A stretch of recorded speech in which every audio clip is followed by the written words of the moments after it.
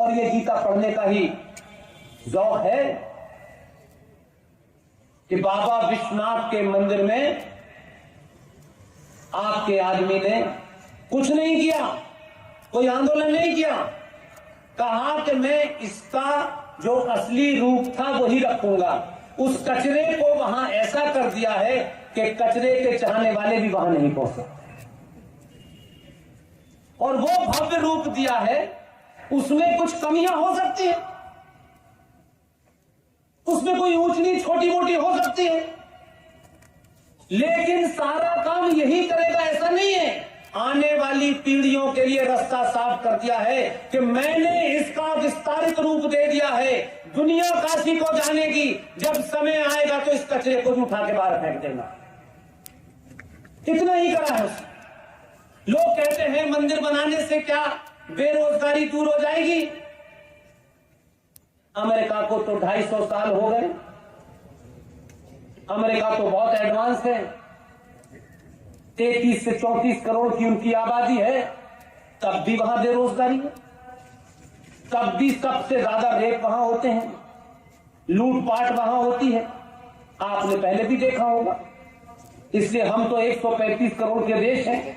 दुर्भाग्य है हमारा कि हम सब लोग अपने स्वार्थों में अपना मकान, अपनी बेटी, अपना घर, मैं करने से यह हाल हो गया कि भारत की सुप्रीम कोर्ट का यह कहना है, ये मेरा कहना नहीं है, ये किसी पार्टी का कहना नहीं है, कि भारत में 5.5 करोड़ बांग्लादेशी मुसलमान और म्यांमार के मुसलमान, कुल मिलाकर के दोनों की गिनती 5.5 करोड़ है। जिस देश के अंदर 5.5 करोड़ लोग इलीगल रहते हों,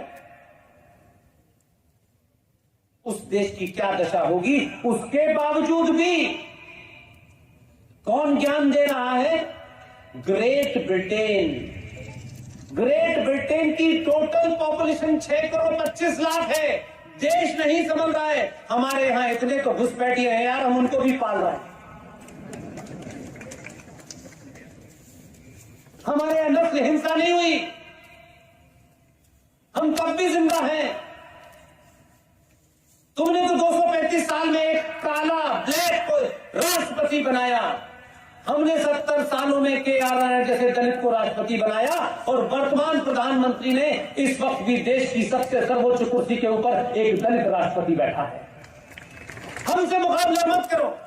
हमें 70 साल हुए हैं, तुम्हें 250 साल हो गए हैं।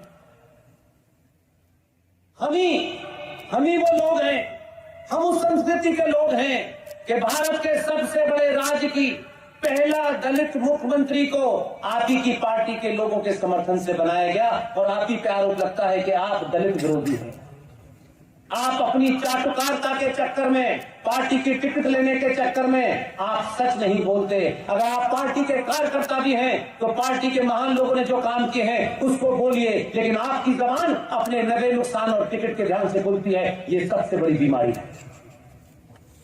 आप अपनी बात को शान से रखिए, सबके सामने रखिए, लेकिन आप रखना नहीं चाहते क्योंकि उससे आपको टिकट नहीं मिलता है। सब कुछ आपके जीवन में टिकट और एमपी एमएलए बनना है। एमपी एमएलए ने कभी देश राष्ट्र नहीं बचाया, कभी नहीं बचाया। जो इसकी चिंता नहीं करते हैं वही बचाते हैं। इसलिए भारत में एक पुनर्जागरण चल रहा है। अलग अलग जगह से लोग अपने आप आ गए। कश्मीर में 1990 में क्या हुआ सबको पता है। मेरा तो जीवन उसी दौर का है। एक आदमी, कोई बड़ा डायरेक्टर नहीं था, कोई नामी ग्रामी आदमी नहीं था, कोई बहुत फिल्में उसने नहीं बनाई थी, लेकिन ये आपका दबाव है।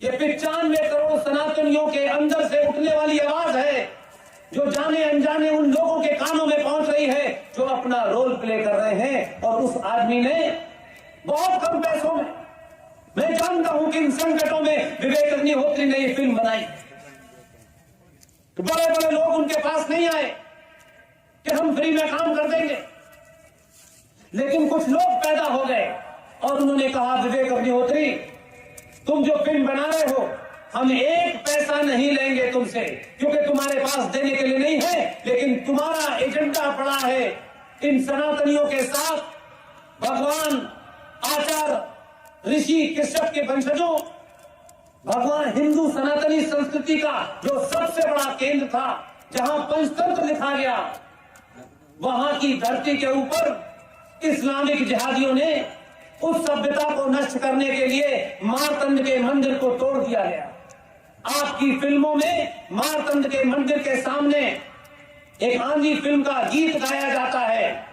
आप जिंदा नहीं थे, इसलिए आपने उस गीत की लाइनें नहीं सुनी, इसलिए आपको अंदर वो बोध नहीं हुआ कि इस मारतंड के मंदिर, जो सूर्य का मंदिर है, जो मेरी आस्थाओं का केंद्र है, उस मंदिर के सामने एक फिल्म आंधी की शूटिंग हुई और उसमें एक हीरो अपनी हीरोइन के साथ में गाना गाता है और गाना गाते गाते कहता है, वो इंदिरा गांधी के ऊपर फिल्म बनी थी, फिल्म का नाम आंधी है। उस फिल्म में कहता है कि ये जो इस जगह आयतें लिखी हुई हैं, ये अरबी में आयतें लिखी हैं। नरेटिव ऐसे बनता है, आने वाली जनरेशन को नहीं पता मारतंड का मंदिर हमारी पहचान था, कैसे उसके अंदर गानों में ये बताया गया, इस पे आयतें लिखी हुई हैं।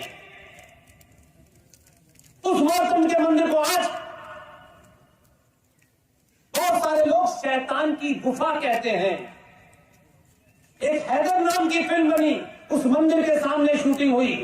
ये शूटिंग इसलिए की गई कि आपकी भावनाओं में अगर थोड़ा भी पुरुषार्थ है तो उसे कुचल दिया जाए। इस तरह सभ्यताएं नष्ट होती है। इसलिए विवेक अग्निहोत्री ने एक बड़ा काम किया। मुझे खुशी है कि आप सबने